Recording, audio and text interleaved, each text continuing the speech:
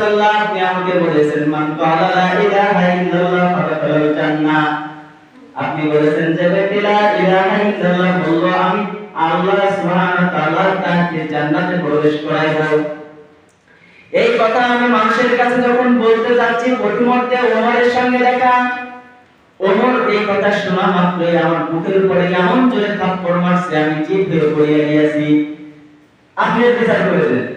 এবার রাসূল সাল্লাল্লাহু আলাইহি ওয়াসাল্লাম ওমরকে ডাক দিয়ে বলে এই ওমর তুমি কি এই আবু হুরায়রাকে মারছো? ওমর বলে ইয়া রাসূলুল্লাহ হ্যাঁ আমি মারছি, তবে কারণ আছে। আল্লাহ রাসূল সাল্লাল্লাহু আলাইহি ওয়াসাল্লাম বলেন ওমর কি কারণ, তোমার কারণটা বলিয়া দাও।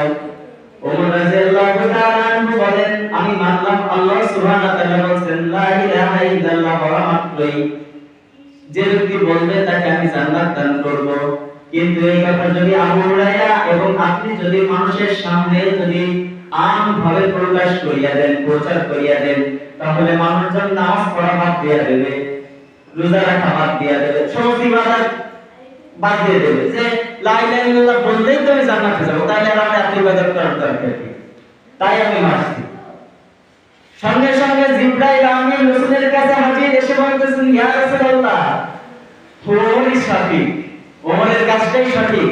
কারণ আপনি যে আপনার ভাষাটা যদি মানুষের সামনে আমভাবে সাধারণ মানুষের কাছে যদি প্রচার করিয়া দেন, তাহলে আপনার দুর্বল উম্মতেরা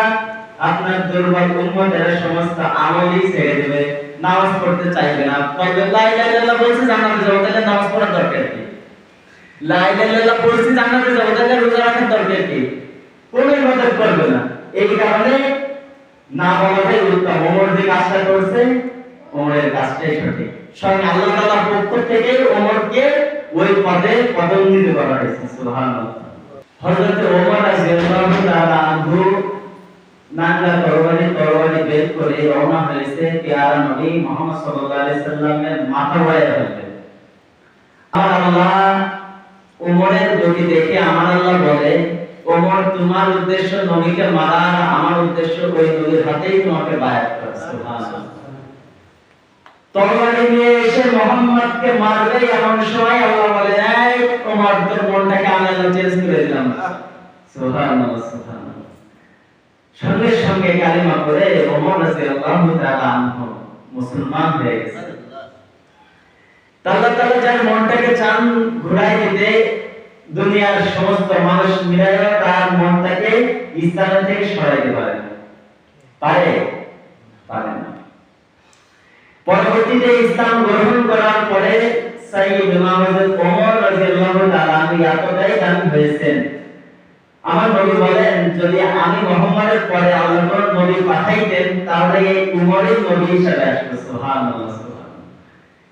যদি কোন নবী পাঠাইতেন আল্লাহ তাহলে উমরই শুধু নবী হতো। এতটাই দামি আল্লাহ সুবহানাহু ওয়া তাআলা করছেন। হাদিসের ভিতরে পাওয়া যায় ওমর যে রাস্তাতে হাইটে যাইত 40 দিন পর্যন্ত ওই রাস্তাতে শয়তানও ভুলে যাইত। সুবহানাল্লাহ। ওমরে এতটাই ভয় পাইত যে রাস্তাতে ওমর যাইত ওই রাস্তাতে শয়তানও যাইত না।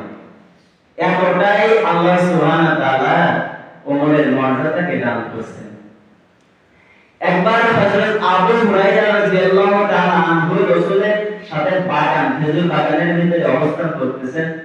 এমন সময় হযরত মুহাম্মদ সাল্লাল্লাহু আলাইহি সাল্লাম হঠাৎ আবু হুরায়রাকে ডেকে বলতেছেন মান ক্বালা লা ইলাহা ইল্লাল্লাহ ফাদাখালাল জান্নাহ, যে ব্যক্তি লা ইলাহা ইল্লাল্লাহ বলল সে জান্নাতে প্রবেশ করবে। সুবহানাল্লাহ। আবু হুরায়রা মক্কার মুয়াজ রাদিয়াল্লাহু তাআলা ওই সাহাবী এবার খুশিতে ইয়া রাসূলুল্লাহ তাহলে আমি কি এই মহান বড় একটা সুসংবাদ মানুষদেরকে জানাই দেব না যে লা ইলাহা ইল্লাল্লাহ বললে সে জান্নাতে যাবে? এবার আল্লাহ রাসূল সাল্লাল্লাহু আলাইহি ওয়াসাল্লাম বলেছেন যাও তুমি এই কালেমা সবার কাছে প্রচার করে দাও। তো সাথে সাথে রাসূল সাল্লাল্লাহু আলাইহি ওয়াসাল্লাম দুইটা জুতা খুলে এই সাহাবীর কাছে দিয়েছেন, আবু হুরায়রার কাছে দিয়েছেন যে এই দুইটা জুতাও নিয়ে যাও।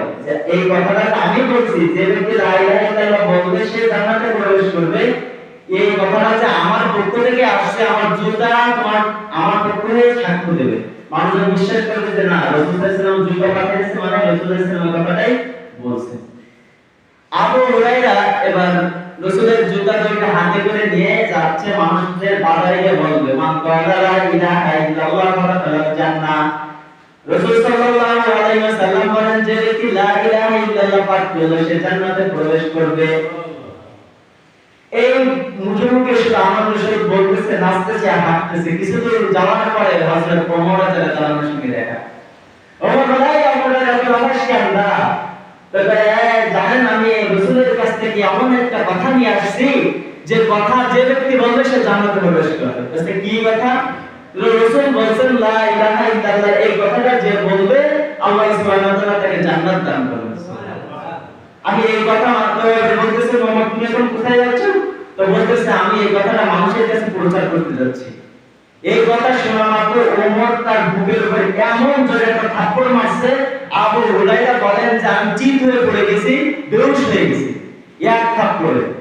যে বলছে যে আমি মানুষের কাছে বলতে যাচ্ছি লা ইলাহা ইল্লাল্লাহ বললেই জান্নাত, এই সুসংবাদটা মানুষের কাছে দিতে যাচ্ছি, এটা এই কথা শোনা মাত্র ওমর তার বুকের উপরে এমন জোরে একটা থাপ্পড় মারছে, আবু হুরায়রা বেহুশ হয়ে মাটিতে পড়ে গেছে, হুশ ফিরছে। এবার আবু হুরায়রা বলতেছে, কান্না করতেছে, ছোট বাচ্চা। আবু হুরায়রা বলতেছে, না আমি রাসূলের পক্ষ থেকে হাদিস নিয়ে আসলাম, আপনি আমাকে মানলেন, চলেন আপনাকে নিয়ে আমি রাসূলের কাছে যাব, আপনাকে নিয়ে আমি বিচার দেব রাসূলের আদালতে। এবার আবু হুরায়রা সামনে হাঁটতেছেন, পিছন দিয়ে ওমর যাচ্ছে। যাইতে যাইতে রাসূলের আদালতে হাজির। রাসূল সাল্লাল্লাহু আলাইহি সাল্লাম দেখে আবু বকর শুধু কান্দে আর কথা বলে। তা রাসূল বলতে চাই, আবু হুরায়রা তুমি কাঁদছো কেন? তুমি বলো খুলে কি হয়েছে? আবু হুরায়রা বলেন, ইয়া রাসূলুল্লাহ, আপনি আমাকে বলেছেন মান ক্বালা লা ইলাহা ইল্লাল্লাহ ফালাকাল জান্নাহ। আপনি বলেছেন যে ব্যক্তি লা ইলাহা ইল্লাল্লাহ বলল আমি আল্লাহ সুবহানাহু ওয়া তাআলা তাকে জান্নাতে প্রবেশ করাইব। এই কথা আমি মানুষের কাছে যখন বলতে যাচ্ছি, প্রতিমধ্যে ওমরের সঙ্গে দেখা। ওমর এই কথা শোনা মাত্রই আমার বুকের উপরে এমন জোরে থাপ্পড় মারছে, আমি চিত হয়ে পড়ে গিয়েছি। আপনি বিচার করে দেন। এবার রাসূল সাল্লাল্লাহু আলাইহি ওয়াসাল্লাম ওমরকে ডাক দিয়ে বলে, এই ওমর তুমি কি এই আবু হুরায়রাকে মারছো? ওমর বলে, ইয়া রাসূলুল্লাহ, হ্যাঁ আমি মারছি, তবে কারণ আছে। আল্লাহ রাসূল সাল্লাল্লাহু আলাইহি ওয়াসাল্লাম বলেন, ওমর কি কারণ, তোমার কারণটা বলিয়া দাও। ওমর রাদিয়াল্লাহু তাআলা আনহু বলেন, আমি মানলাম আল্লাহ সুবহানাহু ওয়া তাআলা বলেন লা ইলাহা ইল্লাল্লাহ বলা মাত্রই যে ব্যক্তি বলবে তাকে আমি জান্নাত দান করব। কিন্তু এই কথা যদি আবু হুরায়রা এবং আপনি যদি মানুষের সামনে যদি আমভাবে প্রকাশ করিয়া দেন, প্রচার করিয়া দেন, তাহলে মানুষজন নামাজ পড়া বাদ দিয়া দেবে, রোজা রাখা বাদ দিয়া দেবে, সমস্ত ইবাদত বাদ দিয়ে দেবে। যে লা ইলাহা ইল্লাল্লাহ বললেই তো আমি জান্নাতে যাব, তাহলে আর আমি এত ইবাদত করার দরকার কি? তাই আমি মারছি। সঙ্গে সঙ্গে জিবরাইল আমিন রাসূলের কাছে হাজির, এসে বলতেছেন, ইয়া রাসূলুল্লাহ, ওমরই সঠিক, ওমরের কাজটাই সঠিক। কারণ আপনি যে আপনার ভাষাটা যদি মানুষের সামনে আমভাবে সাধারণ মানুষের কাছে যদি প্রচার করিয়া দেন, তাহলে আপনার দুর্বল উম্মতেরা সমস্ত আমলই ছেড়ে দেবে, নামাজ পড়তে চাইবে না। তবে লা ইলাহা ইল্লাল্লাহ বলছে জান্নাতে যাব, তাহলে নামাজ পড়ার দরকার কি? লা ইলাহা ইল্লাল্লাহ বলছে জান্নাতে যাব, তাহলে রোজা রাখার দরকার কি? কোনো ইবাদত করবে না। এই কারণে না বলাটাই উত্তম। ওমর যে কাজটা করছে, ওমরের কাজটাই সঠিক। স্বয়ং আল্লাহ তাআলার পক্ষ থেকে ওমরকে ওই পদে পদোন্নতি করা হয়েছে। সুবহানাল্লাহ। তাহলে মাইয়াতুল্লাহু ফাহুয়াল মুহতাদিল ফাউলাইকা হুমুল ফাসিকুন। আল্লাহ বলেন, আমি আল্লাহ যাকে ইচ্ছা চাই, যাকে চাই